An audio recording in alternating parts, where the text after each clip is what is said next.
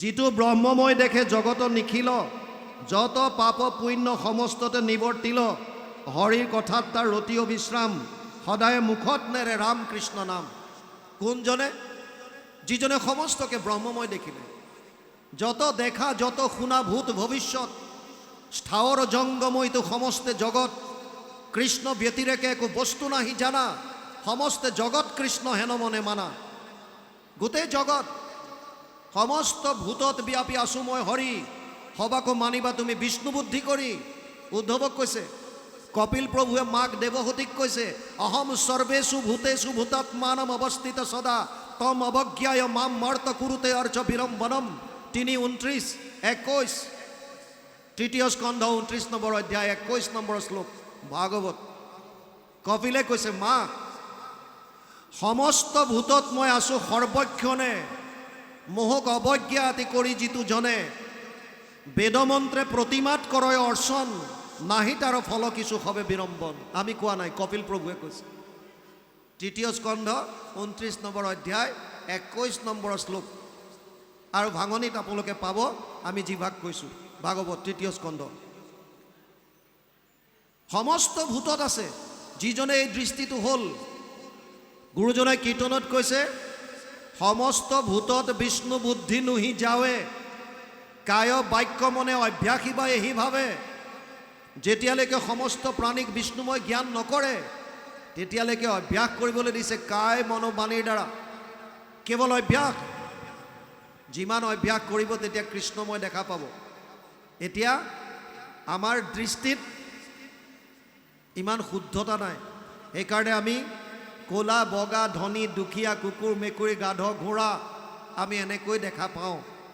অভ্যাস কৰোঁতে কৰোঁতে কৰোঁতে কৰোঁতে সমস্ত প্ৰাণীক কৃষ্ণময় দেখা পাব। আপোনাৰ শৰীৰত যিটো আত্মা আছে, কুকুৰ মেকুৰী গাধ ঘোঁৰা মহ দাহ সকলোৰে শৰীৰত একে আত্মা দেখা পাব। আৰু তেতিয়াই ইয়াত কৈছে, সেইজনেই সুন্দৰভাৱে জীৱনৰ পৰা পাৰ হৈ গুচি গ'ল, তেওঁ পাপ পুণ্য সমস্ততে নিবৰ্তিব পাৰিলে। আৰু ইয়াত কৈছে, হৰিৰ কথাত তাৰ ৰতি অবিশ্ৰাম, সেইজনৰহে হৰিৰ কথাত প্ৰেম জাগ্ৰত হ'ব, হৰিৰ নামৰ প্ৰতি আকৃষ্ট হ'ব। আপুনি যেতিয়া সকলোকে বিষ্ণুময় দেখিব, হৰি নামৰ মাহাত্ম্যটো তেতিয়া অনুভৱ কৰিব যে যিজন ঈশ্বৰ, এজন সমস্ততে ব্যাপ্ত হৈ আছে, তেওঁৰ অবিহনে আমাৰ অস্তিত্ব নাই। ইমান সত্য ভাগৱতে কোৱাৰ পাছতো আমি ক্ষুদ্ৰ ক্ষুদ্ৰ দেৱ দেৱতাৰ প্ৰতি আকৃষ্ট হওঁ। আচলতে দেৱতা কাক কয়? যাৰ তিল মানুহ অৱদান আমাৰ জীৱনত আছে, সেই সকলোবিলাক আমাৰ কাৰণে দেৱতা। দেৱতা বেয়া বস্তু নহয় একো। মোৰ জীৱনত মোৰ মাতৃৰ অৱদান আছে। বেদে কৈছে মাতৃ দেৱ ভৱ, মাতৃ দেৱতা তুল্য। মাতৃ মানে দেৱ। মোৰ জীৱনত মোৰ পিতৃৰ অৱদান আছে, পিতৃ দেৱ ভৱ। মোৰ জীৱনত দেশখনৰ অৱদান আছে, দেশক জননীৰ লগত তুলনা কৰিছে। আৰু দেশখনৰ জননীৰ লগত তুলনা কৰিছে, জননী দেৱ ভৱ। গুৰুজনাৰ মোৰ জীৱনত অৱদান আছে, গুৰু দেৱ ভৱ, আচাৰ্য দেৱ ভৱ। তেনেকৈ গছ বন তৰু তৃণ লতা চৰাই চিৰিকটি গ্ৰহ নক্ষত্ৰ সূৰ্য চন্দ্ৰ যত যিমান, সকলোৰে আমাৰ জীৱনত তিলমান হ'লেও অৱদান আছে। গতিকে এইবিলাক আমাৰ কাৰণে দেৱতা হ'ব পাৰে, একো ডাঙৰ কথা নহয়। সকলোকে দেৱতুল্য জ্ঞান কৰি আপুনি তেওঁলোকৰ মতে তেওঁলোকক থাকিব দিয়ক। কিন্তু আৰাধ্য কোনজন হ'ব, ইষ্ট কোনজন হ'ব, শৰণ ক'ত ল'ব, এই বিষয়ে নিমি নৱসিদ্ধ সংবাদত পিপলায়নে কৈছে নিমি ৰজাক। কি কৈছে? সৃষ্টি স্থিতি প্ৰলয়ৰ হেতু যিটো দেৱ, পৰম ঈশ্বৰ তান্তবিনে নাহি কেৱ। স্বপ্ন জাগৰণ যিটো গভীৰ নিদ্ৰাত, সমাধিত সাক্ষী ৰূপে থাকন্ত সাক্ষাৎ, সচেতন কৰা দেহ প্ৰাণ ইন্দ্ৰিয়ক, জীৱক ভুঞ্জান্ত নানাবিধ বিষয়ক, পৰমাত্মা বুলি তাক কহে মুনিগণ, এইটো পৰম তত্ত্ব জানিবা ৰাজন। শৰণৰ দেৱতা কোনজন? যিজন সৃষ্টি স্থিতি প্ৰলয়ৰ হেতু যিটো দেৱ, যিজনৰ কৃপাত এই কোটি কোটি ব্ৰহ্মাণ্ডৰ সৃজন হৈছে, যিজনে পালন কৰিছে, যাৰ কটাক্ষত কোটি কোটি ব্ৰহ্মাণ্ড ধ্বংস হৈ যায়, সেইজন যি আমাৰ মনৰ চাৰিওটা অৱস্থাত সাক্ষী ৰূপে থাকে। আমাৰ মনৰ চাৰিটা অৱস্থা আছে: জাগ্ৰত, স্বপ্ন, গভীৰ নিদ্ৰা, সমাধি। মানুহৰ মনৰ চাৰিটা অৱস্থা। বৰ্তমান আমি জাগ্ৰত অৱস্থাত আছোঁ। আমাৰ শৰীৰ এক্টিভ হৈ আছে, মন এক্টিভ হৈ আছে। মানে শৰীৰ সক্ৰিয়, মন সক্ৰিয়। এই অৱস্থাটোক জাগ্ৰত অৱস্থা বুলি কয়, মানে সাৰ পাই আছোঁ। ৰাতি যেতিয়া আমি শুই যাওঁ, কেতিয়াবা কেতিয়াবা শৰীৰটো নিষ্ক্ৰিয় হৈ যায়, কিন্তু মনটো সক্ৰিয় হৈ থাকে। আমাৰ স্থূল শৰীৰৰ ভিতৰত দুটা সূক্ষ্ম শৰীৰ আৰু আছে। এটাক লিংগ শৰীৰ বুলি কয়, এটাক কাৰণ শৰীৰ বুলি কয়। 18টা তত্ত্বৰ দ্বাৰা লিংগ শৰীৰ হৈ আছে সূক্ষ্ম ৰূপত। 5 জ্ঞানেন্দ্ৰিয়, 5 কৰ্মেন্দ্ৰিয়, পঞ্চ প্ৰাণ, মন, বুদ্ধি, অহংকাৰ সূক্ষ্ম ৰূপত আছে। মন সক্ৰিয় হৈ থাকিলে লিংগ শৰীৰৰ লগত বিভিন্ন ঠাইত ভ্ৰমণ কৰে, মানে মনলৈ বিভিন্ন কথা আহে। আৰু এইবিলাক আমি সপোন হিচাপে দেখা পাওঁ, যাক স্বপ্ন অৱস্থা বুলি কয়। কেতিয়া? যেতিয়া শৰীৰটো নিষ্ক্ৰিয় হ'ব, স্থূল শৰীৰ, মনটো যেতিয়া সক্ৰিয় হৈ থাকিব, তেতিয়া আমি সপোন দেখা পাওঁ। কেতিয়াবা কেতিয়াবা শৰীৰটো নিষ্ক্ৰিয় হৈ যায় আৰু মনটো নিষ্ক্ৰিয় হৈ যায়, অৰ্থাৎ দুইটা টোপনি গ'ল। তেতিয়া তাক আমি গভীৰ নিদ্ৰা বুলি কওঁ। সেইকাৰণে প্ৰায় মানুহে কয় যে কালি ৰাতি 10টাত যি পৰিলোঁ, ৰাতিটো গম নাপাওঁ, ৰাতিপুৱা 6টাতহে সাৰ পাইছোঁ। গভীৰ নিদ্ৰা। কিন্তু ইণ্টাৰেষ্টিং কথা এটা আছে। আপুনি ৰাতি 10টাত শুলে, ৰাতিপুৱা 6টাত সাৰ পালে, আৰু আপুনি কৈছে যে মই ৰাতি 10টাত যি পৰিলোঁ, ৰাতিপুৱা মই 6টাতহে সাৰ পাইছোঁ, মই ৰাতিটো একো গম নাপাওঁ। বহুতে কয় এইটো, মই ৰাতিটো গম নাপাওঁ। আচ্ছা, গম নাপাওঁ বুলি আপুনি কেনেকৈ গম পালে? বস্তুটো বুজি পাইছেনে? আপুনি যে ৰাতিপুৱা ক'লে যে মই ৰাতি 10টাত পৰিলোঁ, ৰাতিপুৱা 6টাত উঠিলোঁ, আৰু মই ৰাতিটো একো গম নাপাওঁ, আপুনি গম নাপাওঁ বুলি কেনেকৈ গম পালে? আপুনিতো শুই আছিলে। সাৰ পোৱাৰ পাছত আপুনি কৈছে কালি মই একো গম নাপাওঁ। গম নাপাওঁ বুলি গম কেনেকৈ পালে? কাৰণ তেতিয়াও কোনোবা এজন আপোনাৰ ভিতৰত সাক্ষী ৰূপে আছিল। বুজি পাইছেনে? সেইজনেই হৈছে পৰমাত্মা, সেইজনেই হৈছে কৃষ্ণ, সেইজনত শৰণ লোৱাৰ কথা কৈছে।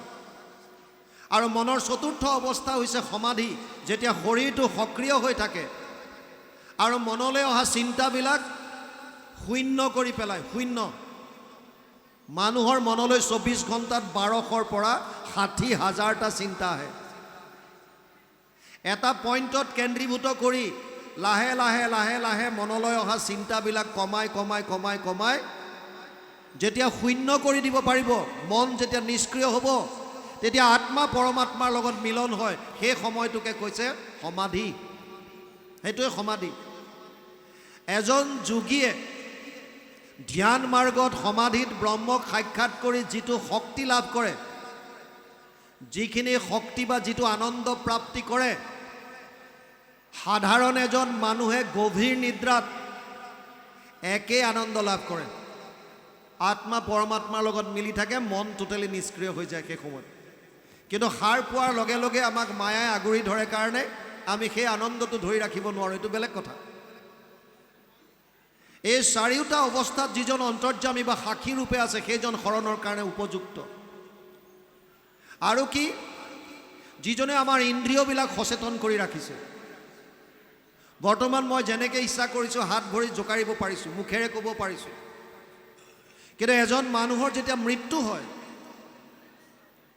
তেতিয়া আপোনালোকক যেতিয়া কেতিয়াবা খবৰ পায় নহয়, আজি অমুক বাপজন গ'ল, আপোনালোকে দা চা লৈ মানুহজনৰ ঘৰত যায়, আৰু গৈ পেলাই কি দেখে যে মানুহজন ক'লেও যোৱা নাই, চোতালত শুৱাই থৈছে ওপৰত বগা কাপোৰ এখন দি।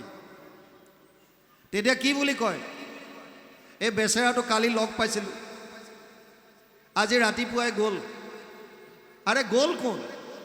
যিজনক কালি লগ পাইছিলা সেই একে হাত ভৰি নাক মুখৰ মানুহজনটো শুই আছে। এইজনকে লগ পাইছিলা কালি, আকৌ তুমি কৈ আছা যে যাক লগ পাইছিলোঁ কালি আবেলি পাইছিলোঁ আজি পুৱাই গ'ল। গ'ল কোন? এই একে হাত ভৰি নাক মুখ চব একে আছে, শৰীৰ সেইটোৱে। কালি তুমি যিজনক লগ পাইছিলা, তথাপিতো আমি কওঁ যে কালি সন্ধিয়া লগ পাইছিলোঁ আজি পুৱা গ'ল। কোন গ'ল? এই ভিতৰত যিটো শক্তি চৈতন্য ৰূপে আছিল, আত্মা পৰমাত্মা। দোৱা সুপৰ্ণা সয়োজা সখায়া সমানম বৃক্ষম পৰিচৰ্যতে তয়ুৰণ্যম পিপলাদ স্বাদস্তি স্নানমান্য অভিসাক্ষীতি। শ্বেত চতুৰ উপনিষদ ৪ৰ্থ অধ্যায় ৬ নম্বৰ মন্ত্ৰ। অনুবাদ: এক বৃক্ষে দুই পক্ষী, ৰূপে দুইকো সম দেখি, দুইৰো দুই সখা নিৰন্তৰ। এক বৃক্ষে ফল খায় তভুনিতে শুকাই যায়, নাখায় যিটো সিটো গুণে বৰ। সেহি তুমি পৰমাত্মা সংসাৰ বৃক্ষত আছা, কৰ্মফল নকৰা ভোজন। জীৱাত্মাও আছে তাতে, মায়া অহংকাৰৰ মতে কৰ্মফল ভুঞ্জে সৰ্বক্ষণ। ইয়াত যিজন আছে, যিজনে আমাৰ ইন্দ্ৰিয়বিলাক সচেতন কৰি ৰাখিছে, সেইজন শৰণৰ উপযুক্ত, সেইজনত শৰণ লোৱাৰ কথা কৈছে। গতিকে শুকদেৱে প্ৰথমতে পৰীক্ষিতক এই কথাখিনি ক'লে, যিজনে সমস্ত প্ৰাণীত বিষ্ণুময় দেখা পালে, সমস্ত জগতত যিজনে ব্ৰহ্মময় দেখা পালে, সেইজনৰ কি হয়? হৰিৰ কথাত তাৰ ৰতি অবিশ্ৰাম, সদায়ে মুখত নেৰে ৰামকৃষ্ণ নাম। সেইজনে সদায় মুখত ৰামকৃষ্ণৰ নাম কেতিয়াও নেৰে। শুনা সামাজিকজন ভাগৱত কথা, মনুষ্য জন্ম কিন্তু নকৰিও বৃথা। এই সভাসত তোমালোকে ভাগৱতৰ কথা শুনা, মানুহৰ জন্ম বৃথাই নিনিবা। পুৰাণৰ সূৰ্য এইটো মহাভাগৱত, ব্যাস মহাৰিষি আৰু কহিছা মহত্ব। 18খন পুৰাণৰ সূৰ্য বুলি কয়। ৰজন্তে তাৱত অন্যানি পুৰাণানি শতম গণে। যেতিয়ালৈকে যিমানবিলাক গ্ৰন্থ আছে, আন আন পুৰাণ আছে, তেতিয়ালৈকেহে তেওঁলোকে প্ৰকাশ কৰি থাকে, যেতিয়ালৈকে মহাভাগৱত তাত নাহে। যেতিয়াই মহাভাগৱতৰ উদয় হয়, য'ত মহাভাগৱত দেখা পায়, বছ বাকী চব নিষ্ক্ৰিয় হৈ যায়। এইকাৰণে পুৰাণৰ সূৰ্য বুলি কৈছে। ইয়াত কৈছে এতিয়া ইয়াৰ মহত্বৰ বিষয়ে, মাহাত্মৰ বিষয়ে ব্যাস মহাৰিষিয়ে কৈছে। আমি যি প্ৰথম অৱস্থাত তাৰ অকণমান আলোচনা কৰিলোঁ, আপোনালোকক মাত্ৰ এডভাৰটাইজ দিবৰ কাৰণে যে ক'ত আপোনালোকে মাহাত্মখিনি পাব। পদ্মপুৰাণ, উত্তৰখণ্ড, ভাগৱত মাহাত্ম 6টা অধ্যায়ত সুন্দৰভাৱে বৰ্ণনা কৰিছে। ইয়াত কৈছে এতিয়া, আৰু অন্তৰ্গত পৰমাৰ্থ কথা যত, মই মাত্ৰ জানো নাৰদৰ প্ৰসাদত, মতহন্তে মহাবুনি সুকে জানিলন্ত, বিদুৰে বা ইয়াক জানে কি নজানন্ত। ব্যাসদেৱে কৈছে যে ইয়াৰ যি পৰমাৰ্থিক যিটো তত্ত্ব, ব্যাখ্যা কৰোঁতে কেইবাটাও কথা আহে। কিছুমান আহে শব্দাতিক, কিছুমান আহে পদাতিক, কিছুমান আহে তাত্ত্বিক, আৰু কিছুমান আহে পৰমাৰ্থিক।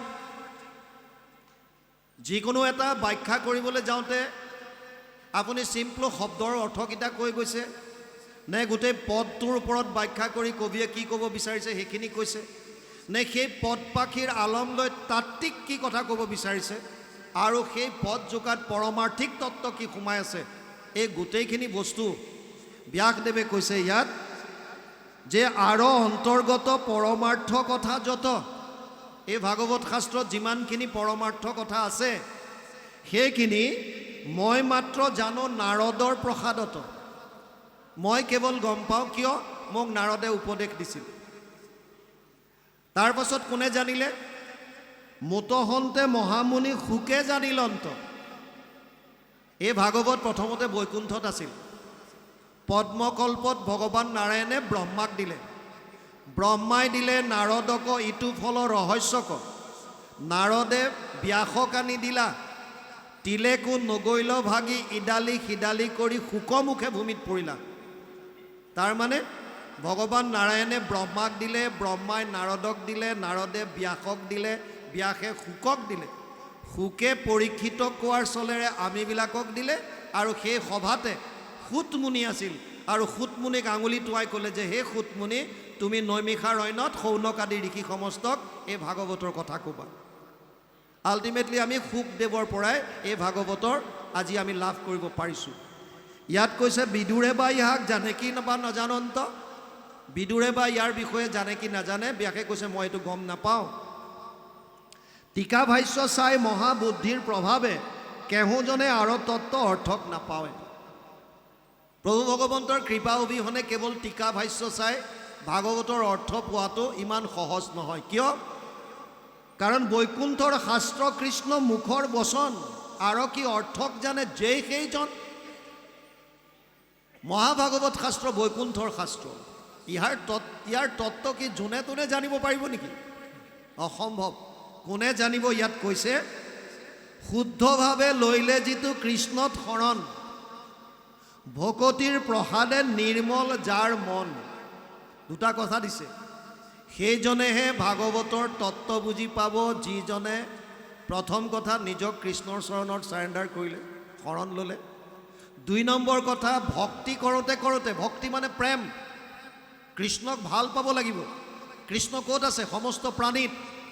গতিকে সমস্ত প্ৰাণীৰ প্ৰতি প্ৰেম যেতিয়া হ'ব, সকলো প্ৰাণীক যেতিয়া গছ বন তৰু লতা তৃণ জীৱ জন্তু কুকুৰ মেকুৰী গাধ ঘোঁৰা বিশেষত মনুষ্যগণত যিটো নৰে বিষ্ণু বুদ্ধি কৰি সৰ্বদাই মান্য কৰে, সকলোকে যেতিয়া ভাল পাব তেতিয়া তেওঁৰ অন্তৰখন শুদ্ধ হ'ব। ভকতিৰ প্ৰসাদে নিৰ্মল যাৰ মন, সেইজনেহে শিশি মহাজনে আৰু তত্ত্বক জানয়, ভাগৱত পুৰাণৰ কহিলো নিৰ্ণয়। সেইজনেহে ইয়াৰ তত্ত্বটো বুজিব পাৰিব, আৰু ভাগৱত মহাপুৰাণে এই কথাটোকে কৈছে।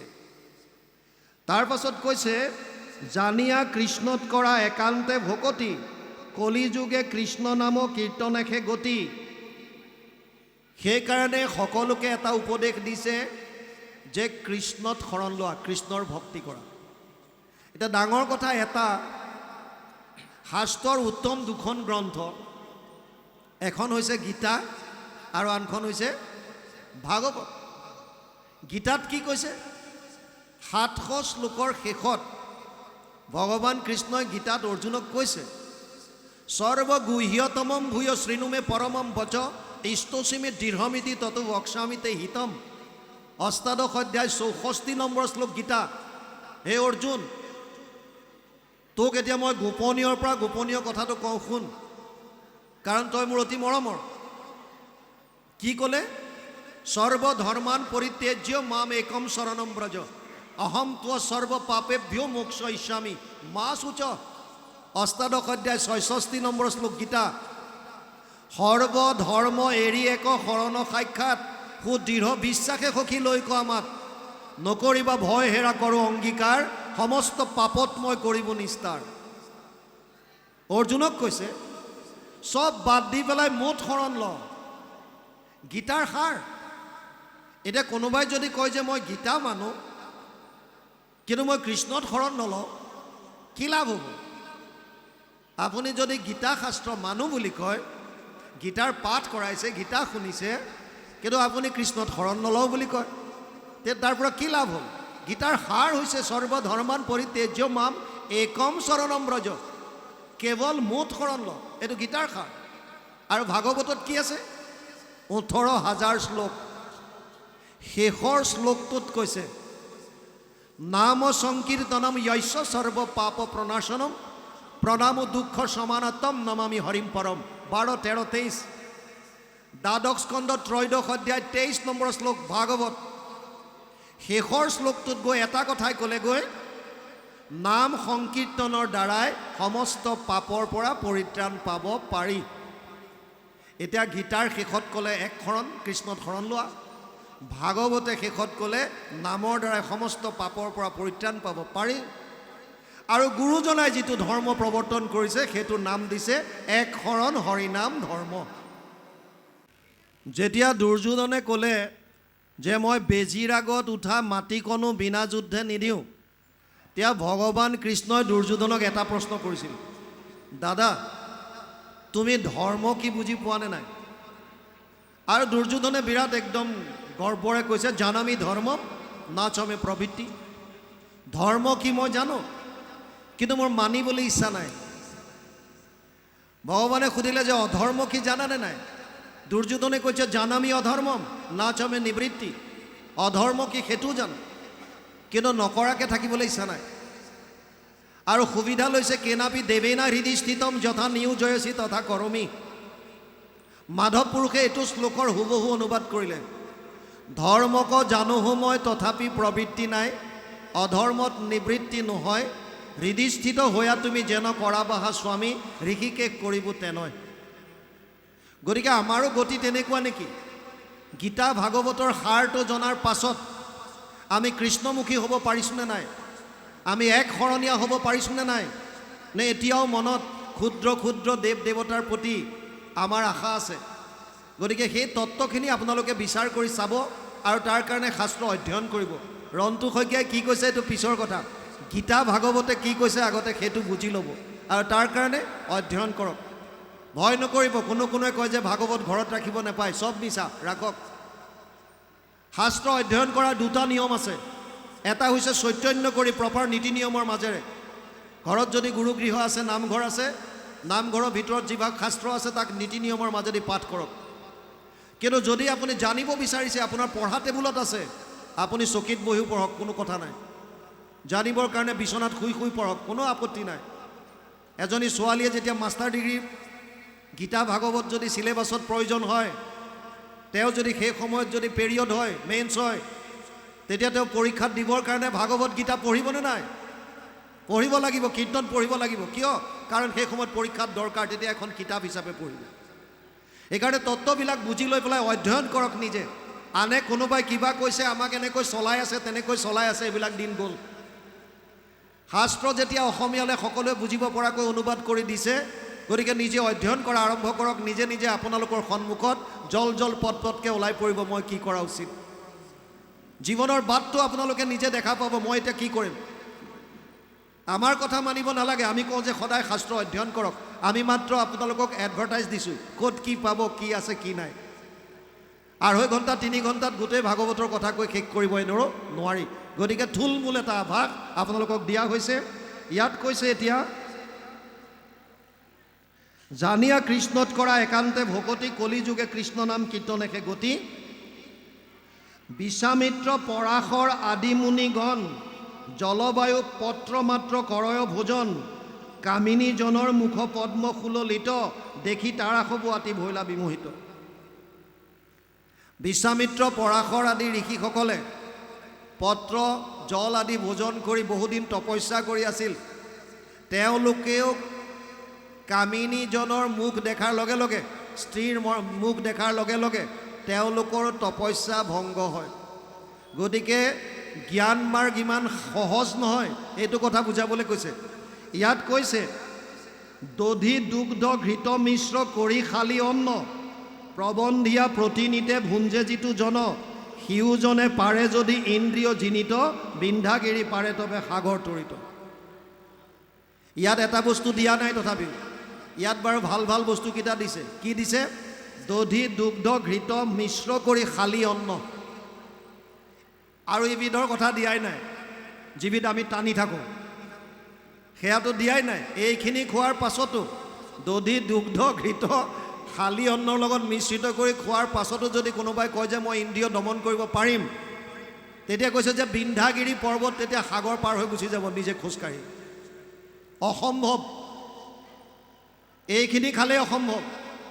আৰু আমি যিবিলাকে এতিয়াও এইটো টানি আছোঁ, গতিকে সেইটোতো আৰু ক'ত সম্ভৱ হ'ব? গৰম বস্তু যিবিলাকে খাই আছে, অসম্ভৱ। ইন্দ্ৰিয় জিনিব নোৱাৰে। সেইকাৰণে সততে কৰিব যত্ন, সন্তৰ সংগতি, ইন্দ্ৰিয়ক জিনিবাৰ আছে যাৰ মতি। যিজনে ইন্দ্ৰিয়ক দমন কৰিব বিচাৰিছে, তেওঁৰ কাৰণে ভাগৱতে উপদেশ দিছে সন্তজনৰ সংগ লোৱা। আৰু মহাপুৰুষ মাধৱদেৱে কাৰণে ঘোষাত কৈছে, কৃপাৰ সাগৰ দৈৱকী নন্দন, পুৰিও মনৰ কাম, ভকতৰ সংগ সদানুগুচুক মুখে তোৱা গুণ নাম। যিমান পাৰে ভকতৰ সংগ ল'বলৈ দিছে।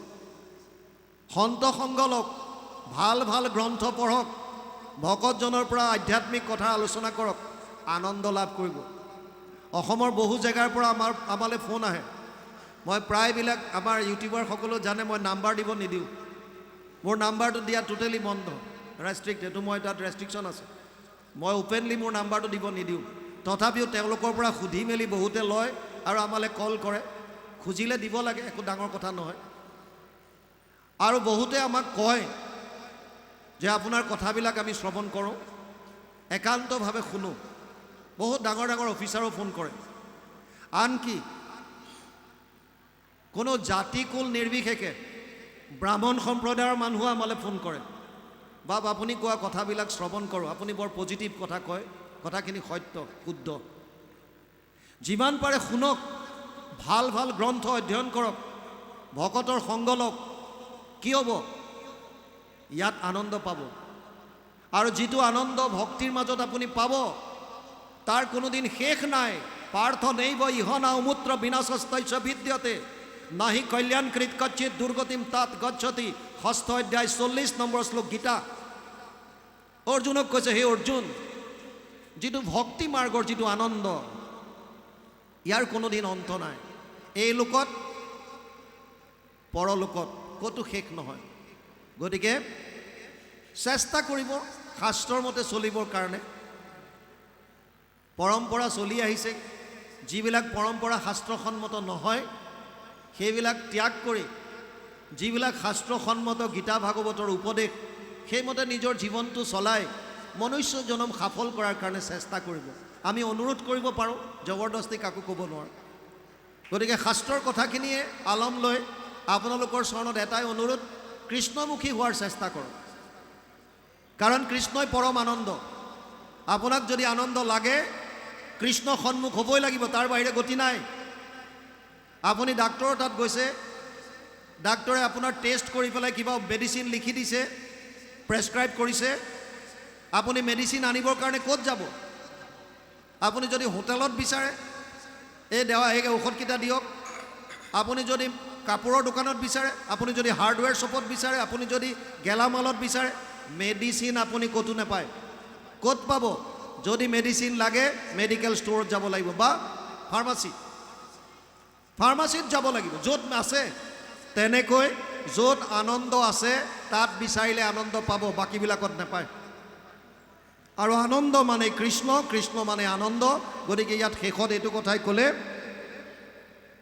তাৰপাছত আমি শেষ কৰোঁ। অশ্ৰৱণ কীৰ্তন নিতে কৰিবে কৃষ্ণৰ ইন্দ্ৰিয়ক যিনি হোৱে কৃতাৰ্থ হীনৰ। এৰাম হেন জানি যতনে তেজিও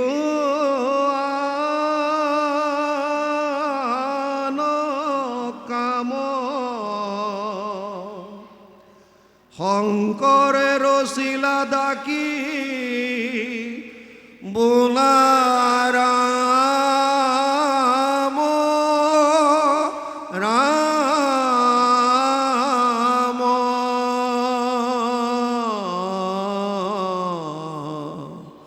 হৰি ৰাম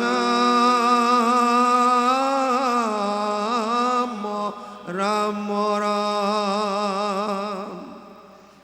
এৰাম হেন জানি যতনে তেজিও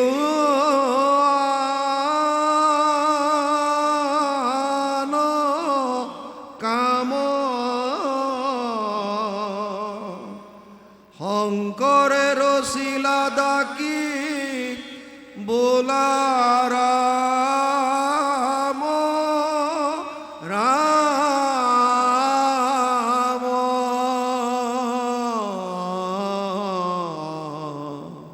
হৰি ৰাম